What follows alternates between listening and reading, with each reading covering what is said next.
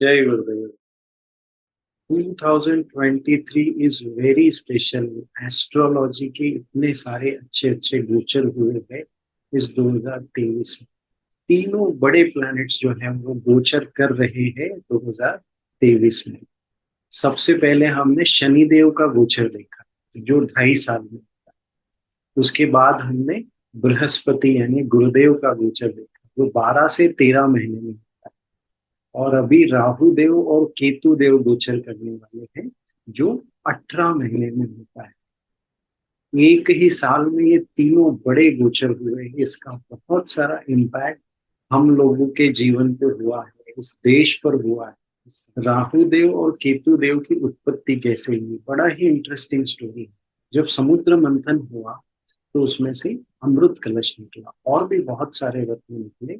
अमृत कलश के लिए राक्षसों में और देवताओं में युद्ध होने लगा। तो भगवान ने मोहिनी अवतार, नारायण मोहिनी अवतार लेकर आए और सबको वो अमृत कलश से, देवताओं को तो अमृत पिला देते और राक्षसों को जल पिला देते। तो उसमें से एक राक्षस था स्वर, वो इस चीज को समझ गया और उसने क्या किया, देवता जैसा अवतार लेकर के देवताओं की लाइन में जाकर बैठ गया। वहां भगवान ने उसको अमृत पिला दिया और सूर्य देव और चंद्र देव ने इसको देख लिया। उन्होंने जाके नारायण को बता दिया कि नारायण ये तो राक्षस है, देवता बन के आ गया। नारायण ने तुरंत ही उसका सिर धड़ से अलग कर दिया अपने सुदर्शन चक्र से। अब अमृत तो वो पी चुका था, वो भी नारायण के हाथों से, तो उसका मृत्यु तो नहीं हुआ। धड़ अलग हो गया और सिर अलग। तो सिर जो था वो कहलाया राहु और धड़ जो था वो कहलाया केतु। अब इस स्टोरी पे से देखो हमको कितना कुछ पता चलता है, सीखने मिलता है कि एक राक्षस जो मोहिनी रूप, जिस रूप में सारे राक्षस भटक गए, उसमें खो गए, उसमें भी उसका अवेयरनेस बना, वो नहीं गया। वो समझ पाया कि ये नारायण है, इन्होंने मोहिनी रूप धरा हुआ है सिर्फ हम लोगों को बहकाने के, सिर्फ हम लोगों को भटकाने के लिए, हमसे अमृत पाने के लिए। और उसके बाद कुशाग्र बुद्धि, एकदम हाई इंटेलेक्ट, उसने देवताओं जैसा, राक्षस है लेकिन रूप कैसा बनाया, देवताओं जैसा। क्रिएटिविटी देखो उसका। और ऐसा रूप बनाया कि नारायण मोहिनी अवतार में उसको पहचान नहीं पाए कि भाई ये देवता नहीं है, ये राक्षस है, और उसको अमृत पिला दिया। तो यहाँ पर क्या होता है, इल्यूजन। ये हमको उनकी क्वालिटीज पता चलती है राहु देव की, कि वो इल्यूजन क्रिएट करते हैं पर दूसरे के बनाए हुए इल्यूजन में फंसते नहीं। हाई अवेयरनेस होता है और इल्यूजन क्रिएट कर सकते हैं। किसी के भी लिए जो चीज नहीं है वो दिखा सकते हैं। वो देवता नहीं थे लेकिन उन्होंने अपने आप को देवता दिखा दिया। अब यहाँ यही होता है, जब राहु देव की कृपा होती है तो वो ऐसे इल्यूजन क्रिएट करते हैं। अब यहाँ अगर उस व्यक्ति का एनर्जी सत्व से जुड़ा है तो वो आउट ऑफ द बॉक्स सोच सकता है। जैसे किसी ने तो सोचा कि यहाँ बैठे बैठे मैं हजारों किलोमीटर दूर फोन पे बात कर सकता, तो फोन बना।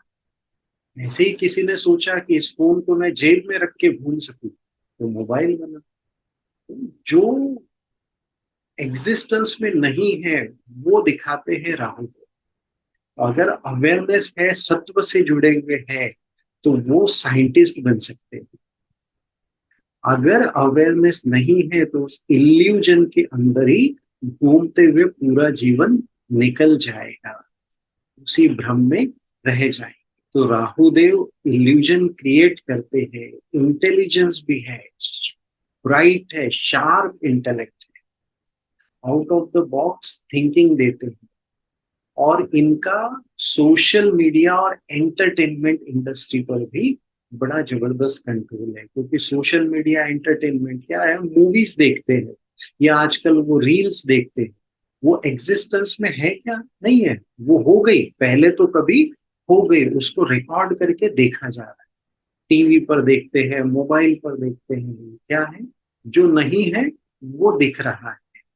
ये है राहु देव की शक्ति। और स्पेस में भी इनका बड़ा इम्पैक्ट है। स्पेस में देखो जो भी हलचल होती है वो राहु देव की कृपा से होती है। साइंटिस्ट जो भी अच्छे अच्छे साइंटिस्ट हुए उनका राहु बड़ा ही स्ट्रांग रहा है अभी। और जो भी बड़े प्लैनेट्स हैं वो गोचर करने के पहले ही अपना इम्पैक्ट देना शुरू कर देते हैं।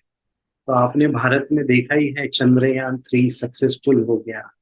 आदित्य L1 उसको भी लॉन्च कर दिया गया है।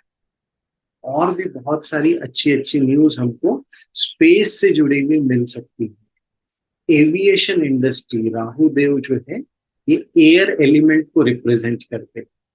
तो एविएशन इंडस्ट्री पर भी इनका अच्छा खासा इम्पैक्ट होता है। अब जान लेते हैं केतु देव के बारे में। केतु देव रिप्रेजेंट करते हैं अग्नि तत्व को। अग्नि क्या करती है? जलाती है। और केतु देव है आपको अटैचमेंट से फ्री करते हैं। जहां पर भी आप अटैच हो रहे हो वहां से आपको बाहर निकाल के लाना है केतु देव। केतु देव है लॉन्गिंग। केतु देव का एनर्जी ही ऐसा है। एक धड़ क्या चाह रहा है? अपने शरीर सिर को चाह रहा है, तो मेरा सिर वापस आ जाए। तो वहां पर ये फायर है, वो फायर है। तो ये फायर होता है फायर ऑफ क्रिटिसिज्म, बड़भाग्नि इसको कहते हैं। बड़भाग्नि अंदर ही अंदर जलाता जाता है, जलाता जाता है। अब जो इसमें जल गया वो जल के खाक हो जाता है। जो इस फायर को झेल लिया वो निखरता है, सोने जैसा चमकता है।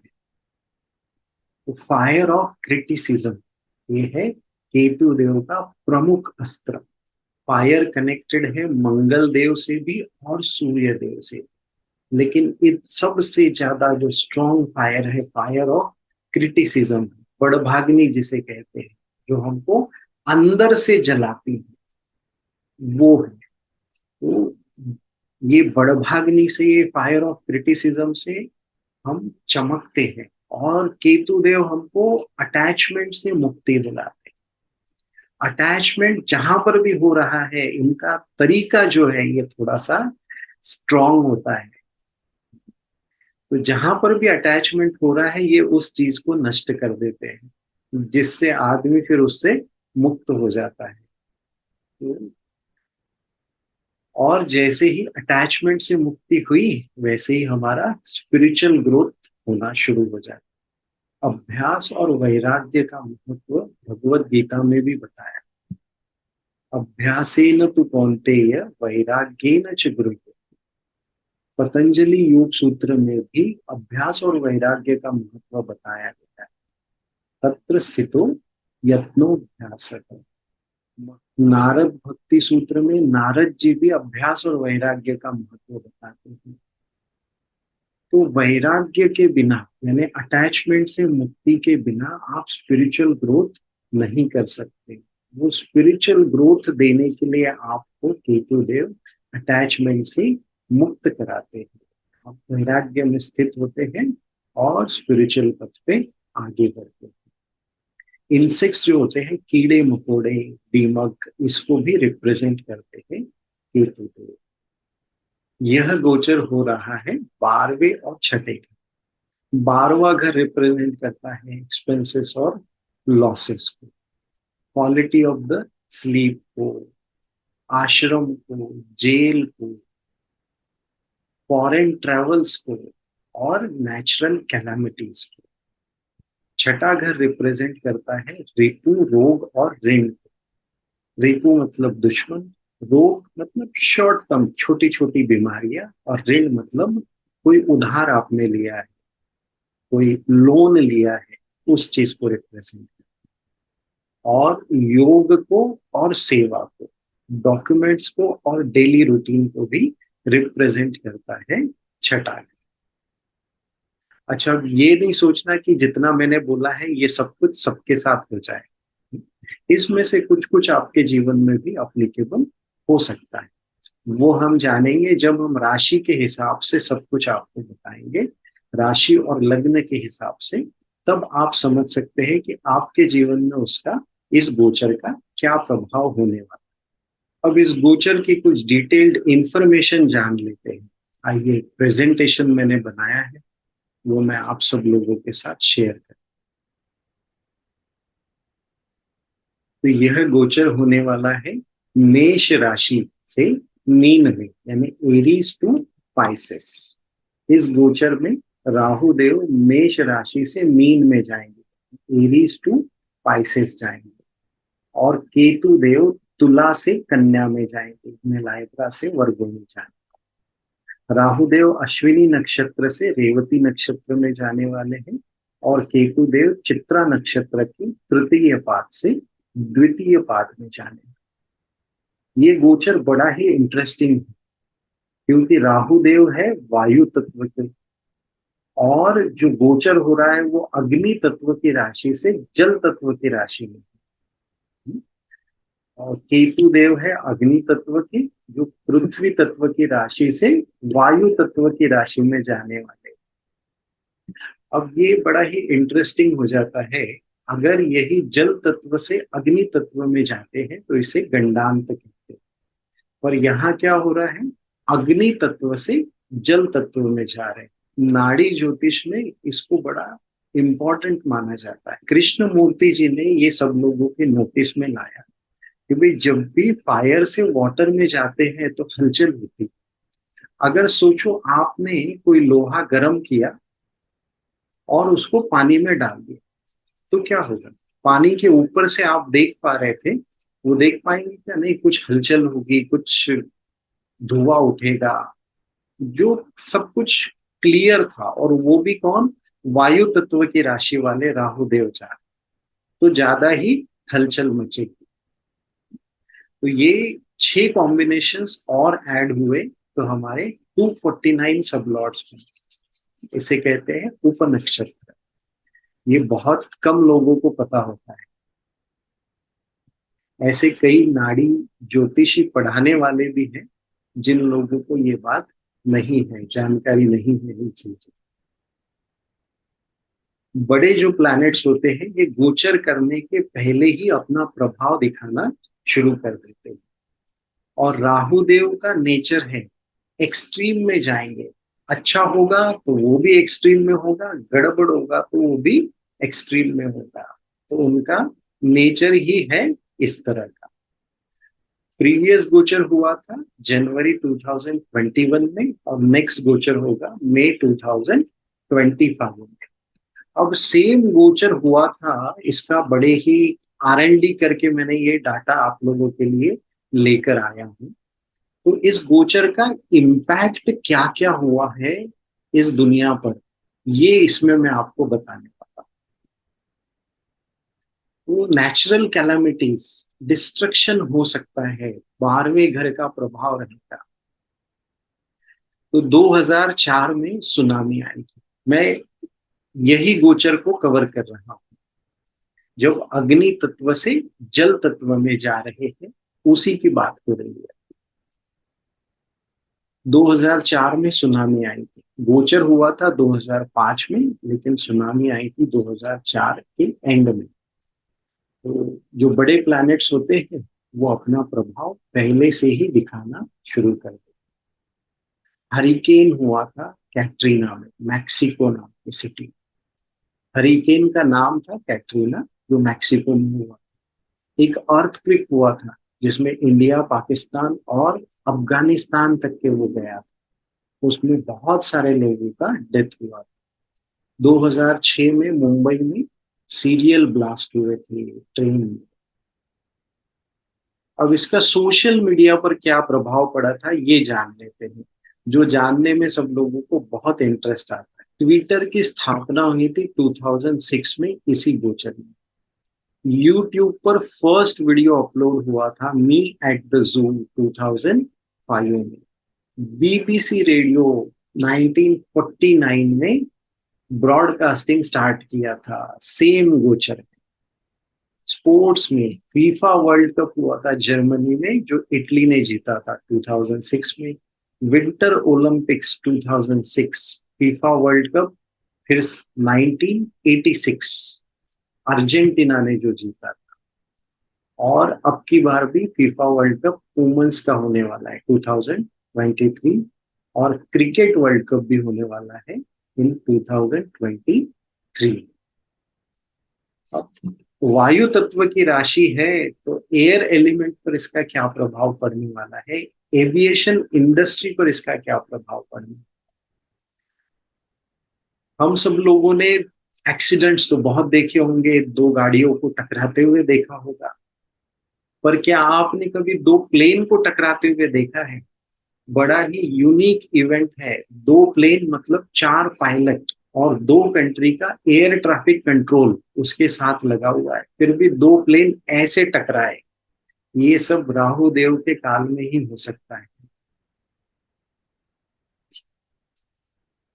और विश्व का सबसे पहला नॉन स्टॉप फ्लाइट जिसने पूरे विश्व का एक राउंड कंप्लीट किया था 1949 में।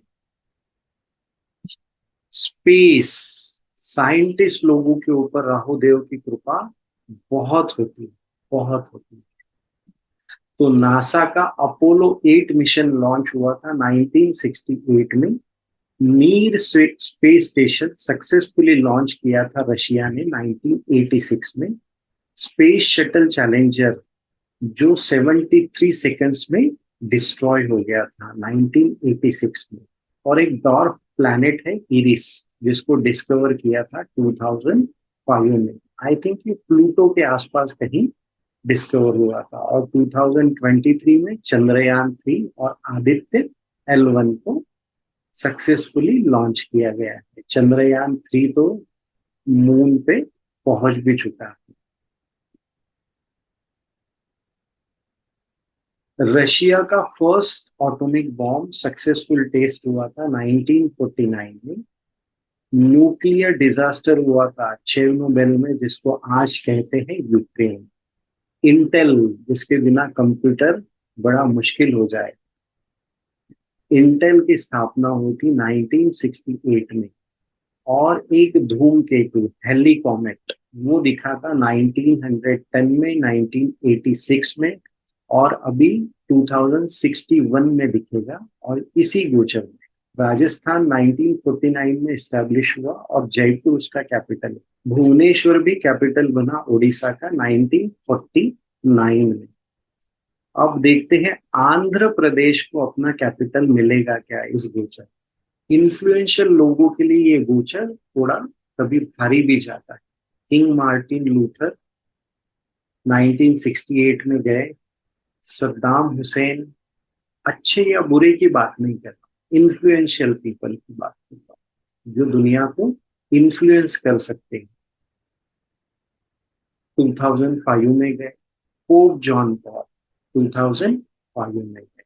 ये हुई वो बातें जिसका डाटा हमारे पास अवेलेबल। ये गोचर हो रहा है 12वें और छठे घर में। 12वां घर है समाधि का, और छठा घर है योग का और सेवा का। इस गोचर में कई लोगों को एनलाइटनमेंट भी मिला हो, और उसका डाटा हमारे पास अवेलेबल। इस बार भी हो सकता है कई लोगों को एनलाइटनमेंट मिले। पता नहीं वो डाटा भी हम कलेक्ट कर पाएंगे या नहीं।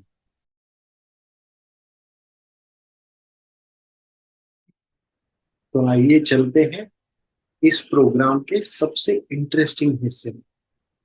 12 राशियों पर इस गोचर का क्या प्रभाव पड़ने वाला है। लग्न या जन्म राशि दोनों हो सकती है।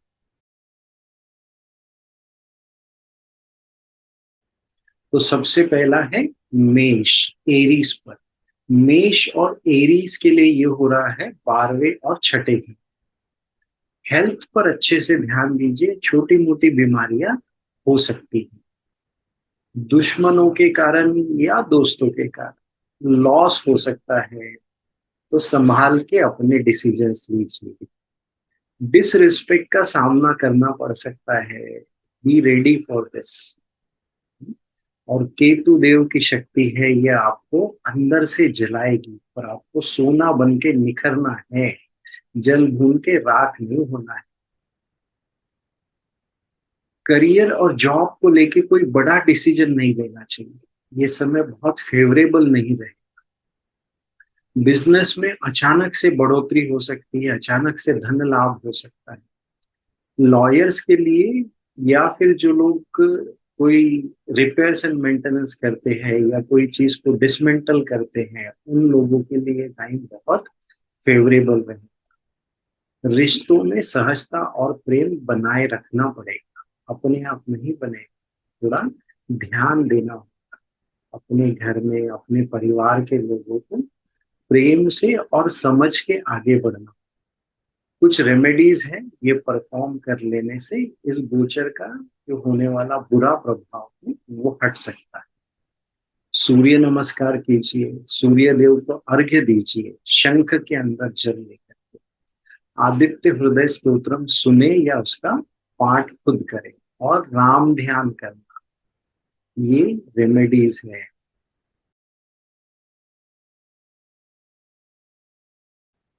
अब देखते हैं वृषभ यानी टॉरस के लिए।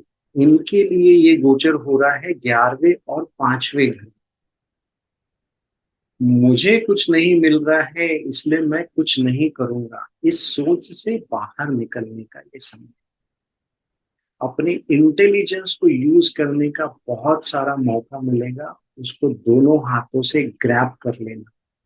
हो सकता है टाइम बीइंग के लिए आपको कुछ बेनिफिट न भी लगे, लेकिन इससे गुड लक आपको जरूर मिलेगा।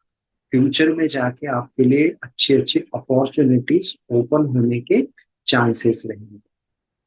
अगर कोई स्टूडेंट्स है हायर एजुकेशन में जाना चाहते हैं, या जो अभी जॉब कर रहे हैं लेकिन साथ में कुछ और पढ़ने का भी मन बनाए हैं, तो जरूर पढ़िए, हायर एजुकेशन में जा सकते हैं, पीएचडी के बारे में भी सोच सकते हैं, या जॉब को और अच्छा बनाने के लिए कुछ और पढ़ना चाहते हैं, कुछ और कोई कोर्स करना चाहते हैं, तो वो करने का ये बहुत अच्छा समय है।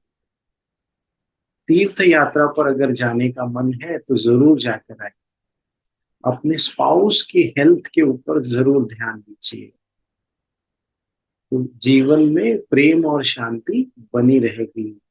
और अपनी गट हेल्थ का अच्छे से ख्याल रखिए। जब भी हम बोलते हैं गट हेल्थ, तो इसमें तीन चीजें आती हैं।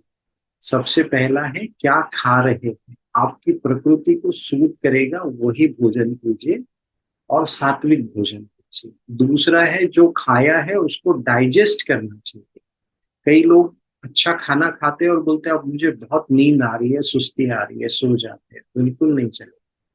पहला काम है खाना, तो दूसरा काम है उसको पचाना, और तीसरा है वो अपने सिस्टम से फ्लश होना चाहिए, बाउल मूवमेंट सही होना चाहिए। गट हेल्थ में ये तीन चीजों का महत्व है, वो तीनों चीजें ध्यान रखिए, सही होनी चाहिए।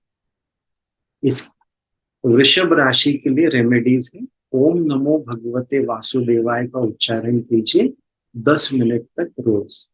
बांसुरी की धुन सुनिए। हार्ट चक्र मेडिटेशन है, गुरुदेव की आवाज में यूट्यूब पर भी अवेलेबल। और हॉस्पिटल में सेवा कर सकते हैं।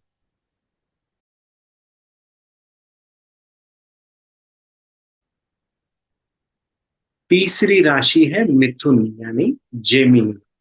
ये गोचर हो रहा है 10वें और चौथे घर। जो लोग नौकरी ढूंढ रहे हैं उनके लिए अच्छी खबर आने के पूरे संकेत। जो लोग नौकरी में प्रमोशन चाहते हैं या अपग्रेड चाहते हैं, उनके लिए भी अच्छी खबर आ सकती है। घर से एक रेंटल इनकम बन सकती है। सेवा अपॉर्चुनिटीज मिलेगी, उसको बहुत अच्छे से ग्रैब करना, इससे गुड लक बनेगा जीवन। खर्चे सोच समझ कर कीजिए, वैसे भी ये गोचर में एक्सपेंसेस बढ़ सकते हैं, तो जरा सोच समझ कर खर्चा कीजिए। अपने परिवार से दूर रहने का योग भी बन सकता है।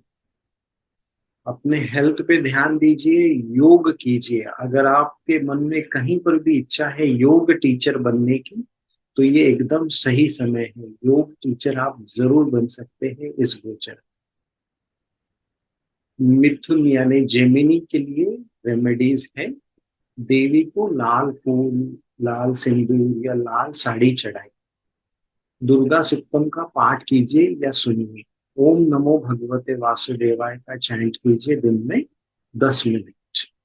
108 से नहीं बनता है काम कई जगह पर, इसलिए हम 10 मिनट बोलते हैं ताकि वो टाइम में हो जाए। या कई लोग होते हैं जो बोलते हैं अरे 108 करना है तो ओम ओम ओम ओम ओम ओम ओम ओम ऐसे करके वो कर देते हैं। ऐसे से भी नहीं बनता है।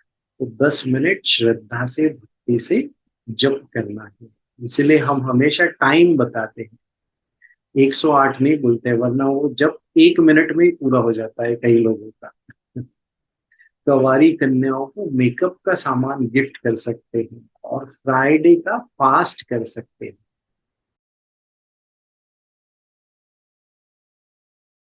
अब चतुर्थ राशि के लिए कर्क यानी कैंसर, ये गोचर होने वाला है 9वें और तीसरे घर। इस राशि के ऊपर ढैया भी चल रहा है। कंप्यूटर, इंटरनेट या प्रिंटिंग का अगर कोई बिजनेस है तो उनके लिए बहुत अच्छा समय है। प्रॉपर्टी या व्हीकल का बिजनेस करते हैं तो उनके लिए भी बहुत अच्छा समय है। डायरेक्ट बिजनेस में है तो भी अच्छा समय है। इनडायरेक्ट बिजनेस में है यानी आप उनके यहाँ जॉब करते हैं, कोई व्हीकल के शोरूम में आप जॉब करते हैं या उनको कोई सप्लाई करते हैं व्हीकल शोरूम को या प्रॉपर्टी के बिजनेस करने वाले, तो आपका भी अच्छा समय है। घर में सुख शांति बनी रहेगी। बच्चों से सुख मिलेगा या बच्चों का सुख मिलेगा। गाड़ी खरीदना है या घर खरीदना है तो ये बहुत अच्छा समय है, आप जरूर प्लान कर सकते हैं। कर्क कैंसर के लिए रेमेडीज जान लेते हैं। मंगल शांति मंत्र का पाठ करना चाहिए 10 मिनट तक। गंगा जल से स्नान करें, हो सके तो डायरेक्ट ही गंगा जी में स्नान करें और भी अच्छा, वरना घर में जो नहाते हैं उसमें गंगा जल डाल करके स्नान कीजिए। या गंगा जल साथ में भी रख सकते हैं एक छोटी बोतल में, जो लीक न करे ऐसी बोतल में अपने पॉकेट में रख सकते हैं या अपने बैग में पर्स में रख सकते हैं गंगा जल। सहज समाधि मेडिटेशन बहुत अच्छा रहे। और ब्लड डोनेशन, ये उपाय आपके लिए बहुत अच्छे रहे।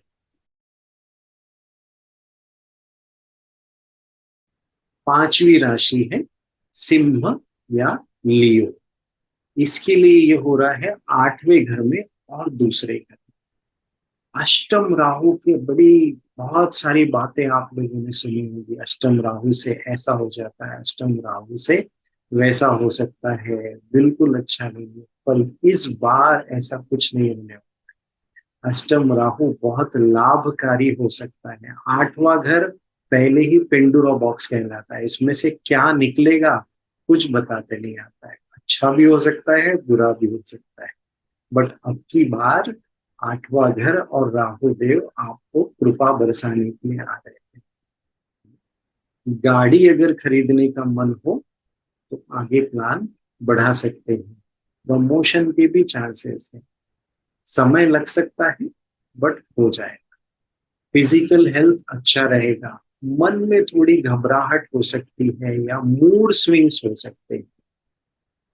हायर स्टडीज का अच्छा योग है, अगर आप करना चाहते हैं तो बहुत अच्छा है। हायर स्टडीज के साथ साथ विदेश जाकर भी अगर आप पढ़ना चाहते हैं तो ये बहुत अच्छा समय है।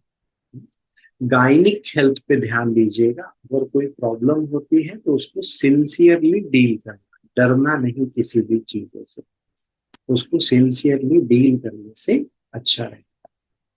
तो सिंह यानी लियो के लिए रेमेडीज है। प्राणायाम करना है 30 मिनट्स तक। जो प्राणायाम आपको अच्छा लगता है वो वाला प्राणायाम आप कर सकते हैं। पर अगर आपके यहाँ गर्मी है तो बहुत गर्मी बढ़ाने वाला प्राणायाम अवॉइड करना चाहिए। फूड हैबिट्स पर ध्यान दीजिए और अपनी प्रकृति के हिसाब से भोजन कीजिए। बैलेंस ऑफ स्पीच बनाना बहुत जरूरी है। बहुत ज्यादा बोलना भी नहीं है और एकदम चुप भी नहीं रहना, क्योंकि ये गोचर आपके दूसरे घर को भी प्रभावित कर रहा है। तो आपकी जो स्पीच है, आपकी जो बोलना है, ये बड़ा इंपॉर्टेंट रहेगा इस गोचर में। आपके जीवन के बहुत सारे महत्वपूर्ण डिसीजंस जो है वो आपकी स्पीच के बेस पे बनने वाले हैं।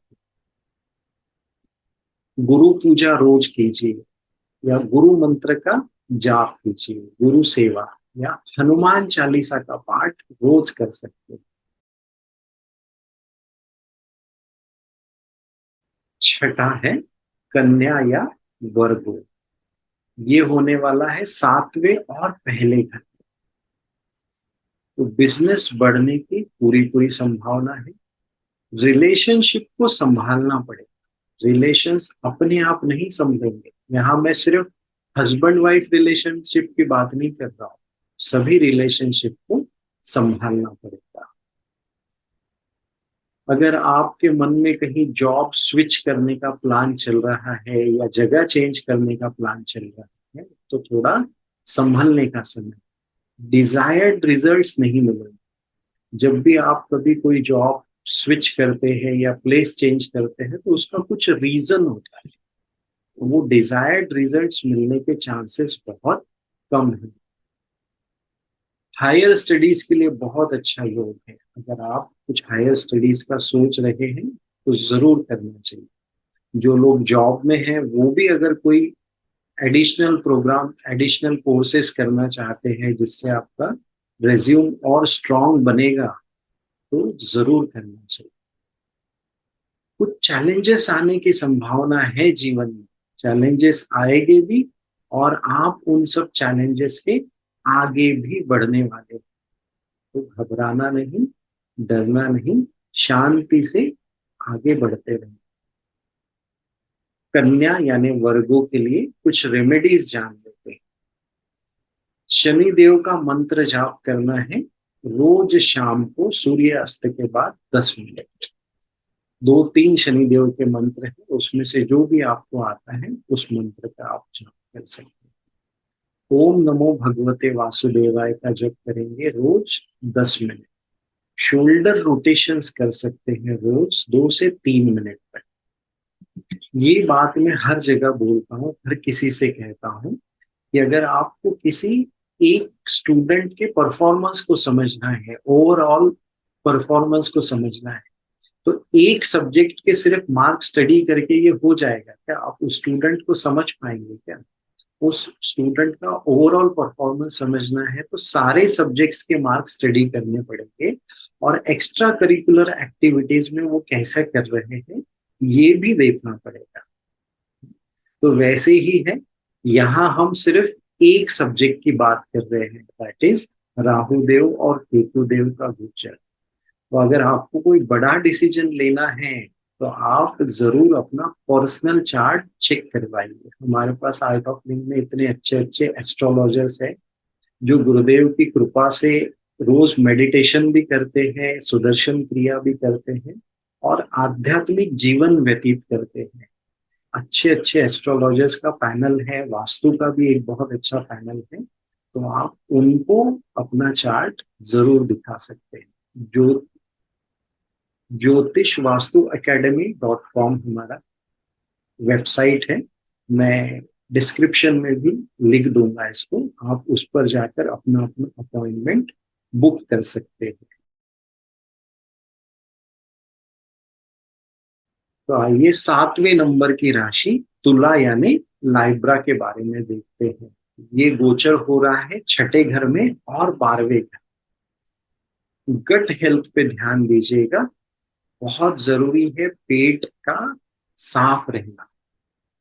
गट हेल्थ के लिए 3 चीजें मैंने बताई हैं। क्या खा रहे हैं उस पर ध्यान देना, दूसरा उसको पूरी तरह से डाइजेस्ट करना, और तीसरा उसको अपने सिस्टम से बाहर निकालना। बाउल मूवमेंट सही होना चाहिए। अपने शरीर को स्वस्थ बनाए रखें। इस समय कोई बीमारी अगर आ गई तो वो लंबे समय तक रह सकती है। इसीलिए फिजिकल फिटनेस, मेंटल फिटनेस पे अच्छे से ध्यान दीजिए। कोई छोटी मोटी बीमारियां या छोटा मोटा ऑपरेशन होने की भी संभावना है, इन चीजों से डरना। कोई भी डील में जहां डॉक्यूमेंटेशन इन्वॉल्व है, जरूर अच्छे से डॉक्यूमेंटेशन करना है। अगर आपने डॉक्यूमेंटेशन में थोड़ा सा भी कुछ ढीला छोड़ दिया है तो समझ लेना नुकसान होने वाला है। उस पॉइंट पे आपको कहीं पर भी कोई भी कॉम्प्रोमाइज नहीं करना। और खर्चे सोच समझ कर कीजिए, 12वें घर का बड़ा प्रभाव है, तो खर्चा बहुत हिसाब से सोच समझ कर करना। अगर आपके भी मन में कहीं योगा टीचर बनने का चल रहा है तो this is the best time to become a yoga teacher. तुला यानी लाइब्रा के लिए रेमेडीज है। योगासन करें एवरी डे, 30 मिनट से 60 मिनट तक। सेवा, स्पेशली बुजुर्ग महिलाओं की सेवा करने का मौका मिलता है तो दोनों हाथों से ग्रैब द अपॉर्चुनिटी। गुरु की वाणी पर विश्वास बनाए रखिए। हो सकता है कभी आपका मन ऐसा लगे, ज्ञान से दूर भागने का मन करेगा, गुरु की वाणी पे ऐसा लगेगा अरे कुछ नहीं है, इसको विश्वास नहीं करते हैं। बट विश्वास बनाए रखना, खासकर जब अभी गुरु वक्री हो जाएंगे तब ये अविश्वास बढ़ने के बहुत सारे चांसेस होते हैं। शनि देव का मंत्र जाप करें रोज शाम को सूर्य अस्त के बाद 10 मिनट तक। अब आ जाते हैं 8वीं राशि वृश्चिक यानी स्कॉर्पियो पर। ये गोचर होने वाला है 5वें और 11वें घर।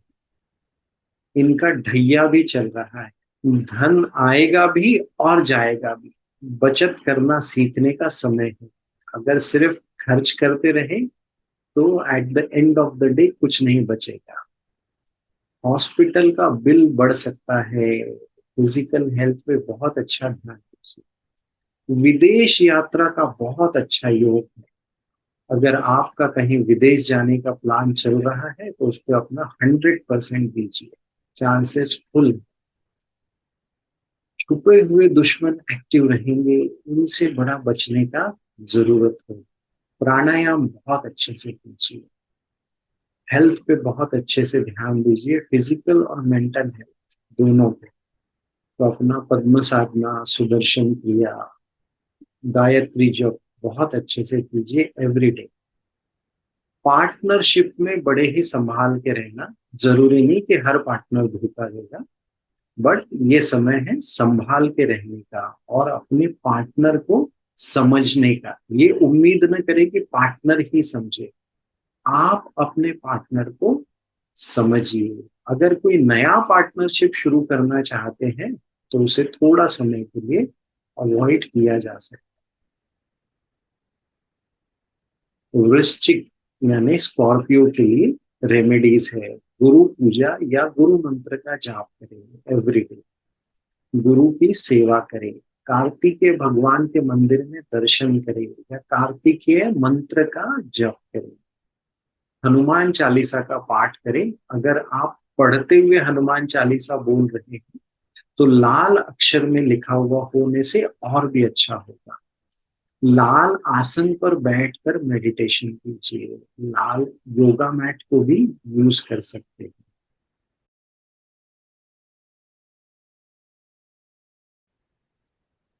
नवा है धनु या सैजिटेरियस। जॉब वालों के लिए बहुत अच्छा समय है। कमाई भी बढ़ेगी, खर्चे भी बढ़ने की संभावना है। बढ़ेगा ही ऐसा जरूरी नहीं, बट संभावना है। अननेसेसरी एक्सपेंसेस जो भी हो रहे हैं ना, उसको कट डाउन करना चाहिए। स्पिरिचुअल ग्रोथ के लिए बहुत अच्छा समय है। कॉरपोरेट हाउसेस के लिए भी बहुत अच्छा समय है, या जो कॉरपोरेट में जॉब कर रहे हैं उन लोगों के लिए भी ये समय बहुत अच्छा रहेगा। मार्केटिंग का अगर आप कुछ कर रहे हैं तो this is the good time for all of you. धनु और मीन के लिए जब गुरु वक्री हो जाएंगे, वो समय थोड़ा सा ध्यान रखने का रहेगा। उस समय ज्ञान से दूर भागने का मन करेगा, श्रद्धा कम होने का मन होगा कि भाई ये अभी सुनना नहीं है। ये सब ऐसे थॉट्स आ सकते हैं कि ये सुन के क्या होने वाला है, कुछ नहीं होगा, छोड़ देते हैं। तो इस तरह के थॉट्स आ सकते हैं, पर बने रहना, टिके रहना हम लोगों की जिम्मेदारी। तो धनु यानी सैजिटेरियस के लिए रेमेडीज है, वजन को कंट्रोल में रखिए। वजन अगर बढ़ रहा है तो ध्यान दीजिए, वजन बढ़ने से कुछ लाभ नहीं होने वाला। भगवत गीता रोज पढ़िए या सुनिए, कम से कम 5 श्लोक तो रोज करने चाहिए। लाल चीजों का दान कर सकते हैं, जो भी आपके बजट में आता है ऐसी लाल चीजों का दान। गणपति अथर्व शीर्ष का पाठ करें या ओम गंग गणपते नमः का जाप करें रोज 10 मिनट।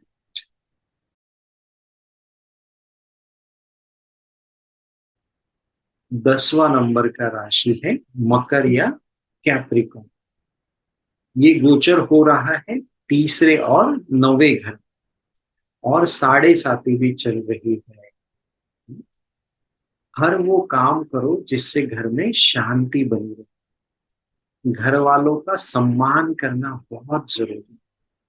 शनिदेव की राशि है, अगर पेरेंट्स बुजुर्ग हैं तो सोच समझकर बातें करो। आपका एक शब्द भी उनको नुकसान पहुंचा सकता है, उनका दिल दुखा सकता है। मार्केटिंग वालों के लिए बहुत अच्छा समय है, बड़े अच्छे से मार्केटिंग कीजिए, बहुत अच्छा रिजल्ट मिलने वाला है। मंत्र जाप के लिए बहुत अच्छा समय है। अगर आपको कोई मंत्र जप करना है, मंत्र सिद्धि करनी है, तो ये टाइम बहुत फेवरेबल है। जॉब में प्रमोशन होने के अच्छे स्ट्रॉन्ग चांसेस हैं। हायर स्टडीज का अगर सोच रहे हैं तो बहुत अच्छा समय है, जरूर कर सकते हैं।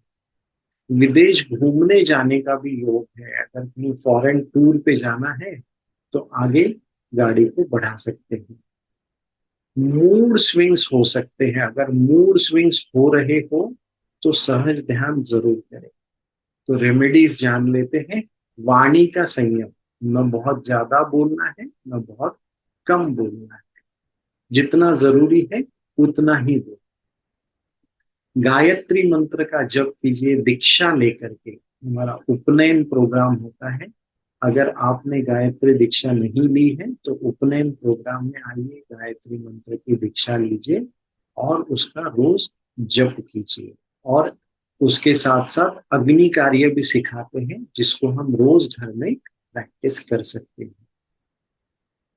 7.5 चल रही है तो शनि मंत्र का जप तो बनता ही है। रोज शाम को सूर्य अस्त के बाद शनि मंत्र का जप जरूर करें।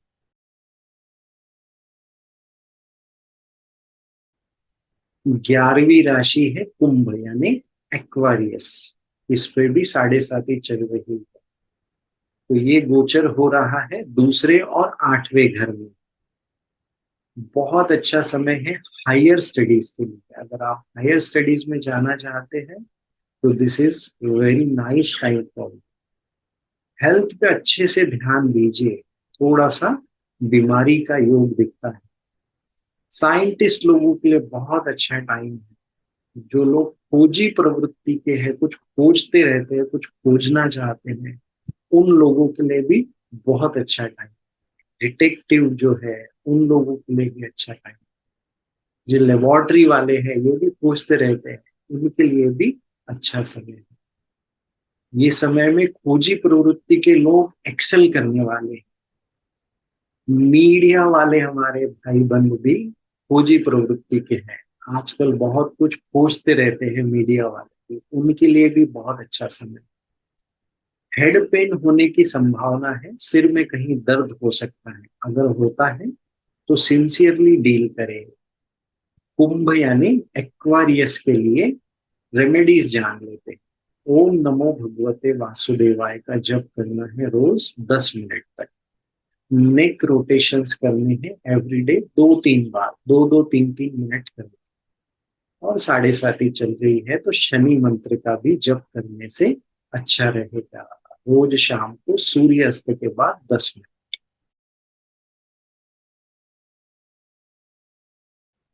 12वीं और आखिरी राशि है मीन यानी पाइसेस। ये गोचर होने वाला है पहले और 7वें घर। इनका भी 7:30 चल रहा है।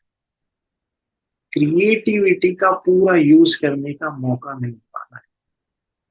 एक्टिंग में, फिल्मों में, ड्रामा में अगर कहीं भाग्य आजमाना चाहते हैं तो ये समय है। घर में शांति बनाना पड़ेगा। शांति अपने आप नहीं बनेगी। अपने लाइफ पार्टनर को, फैमिली मेंबर्स को समझ करके आगे बढ़िए। पार्टनरशिप अगर बिजनेस में हो तो टेक केयर करना। हर पार्टनर चीटर नहीं होता है, पर सावधानी रखना अच्छा है। सावधानी हटी दुर्घटना घटी। सावधान होना हमारी जिम्मेदारी है। अपने वजन पे ध्यान दीजिएगा। वजन को कंट्रोल में रखिए। बहुत ज्यादा वजन बढ़ने से आपको निगेटिव इम्पैक्ट मिलना शुरू हो जाएगा। और गुरु जब वक्री हो जाएंगे उस समय अपने मन में स्थिरता बनाए रखें। हो सकता है ज्ञान से दूर जाने का मन में आने लगे, तो टिके रहना, छोड़ना नहीं। उस समय मजबूती से ज्ञान में, गुरु में टिके रहना लगेगा। वो परीक्षा का समय है। तो मीन यानी पाइसेस के लिए रेमेडीज है। योगा और प्राणायाम अच्छे से करें एवरीडे, 30-30 मिनट तक। अपने वजन पे कंट्रोल रखें। मीठा या पीले रंग की मिठाई मंदिर में चढ़ाइए, भगवान को भोग लगाइए और वहीं बांट दीजिए। भगवान को भोग लगाइए और मंदिर में ही बांट दीजिए। 7:30 चल रही है तो शनि मंत्र का जप भी जरूर करें एवरीडे, 10 मिनट्स तक, सूर्यास्त के बाद। और मैं एक बार फिर से बोलना चाहूंगा कि अगर कोई इंपॉर्टेंट डिसीजन लाइफ का लेना चाहते हैं तो अपना चार्ट जरूर चेक करवाए। हमारे पास बहुत अच्छे अच्छे एस्ट्रोलॉजर्स हैं जो स्पिरिचुअल ग्रोथ को अपना प्राइम फोकस मान करके अपना जीवन जीते हैं। इस तरह के एस्ट्रोलॉजर्स। कई लोग मेरे पास आते हैं और बोलते हैं कि हमारे पास चार्ट नहीं है। हम लोग अपने बारे में, ना हमको जन्म राशि पता है, ना नक्षत्र पता है, कुछ भी नहीं पता है, ना हमको हमारा जन्म का स्थान पता है, ना टाइम पता है, तो क्या करें। तो कॉमन रेमेडीज कुछ मैं आपको बताने जा रहा हूँ। इससे आपको फायदा ही होगा, इससे कोई नुकसान नहीं होगा। ये रेमेडीज हर कोई कर सकता है। जो लोग जॉब में है वो लोग रुद्र पूजा कीजिए या ओम नमः शिवाय का जप कीजिए। स्टूडेंट्स गुरु और गणपति का पूजा कीजिए। एक्टर्स और साइंटिस्ट पवित्र नदियों में स्नान कीजिए, होली रिवर्स। आश्रम में विजिट कीजिए या जागृत देवस्थान जो होते हैं वहां जाकर के विजिट कीजिए। हाउसवाइफ देवी कवचम सुने या उसका पाठ करें।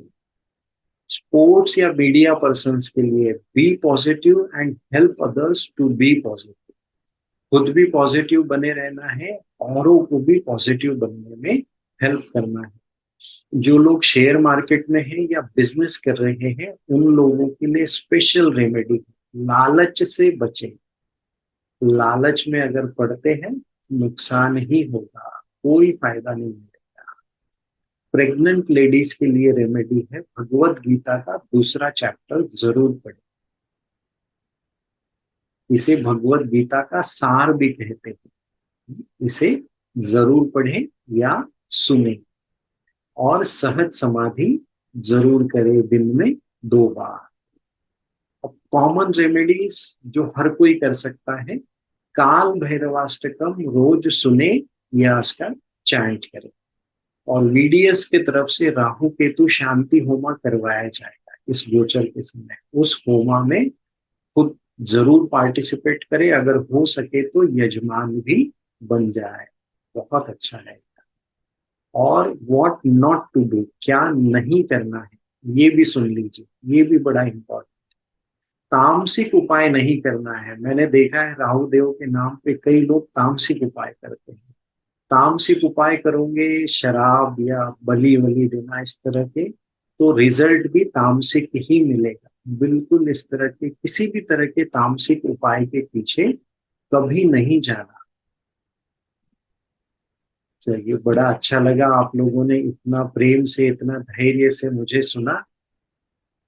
आपका बहुत बहुत आभार। ये गोचर आप सबके जीवन में मंगल लाए, आपका सबका जीवन का भला हो, आप सब लोग आध्यात्मिक उन्नति करें, यही प्रार्थना और यही आशीर्वाद। जय गुरुदेव।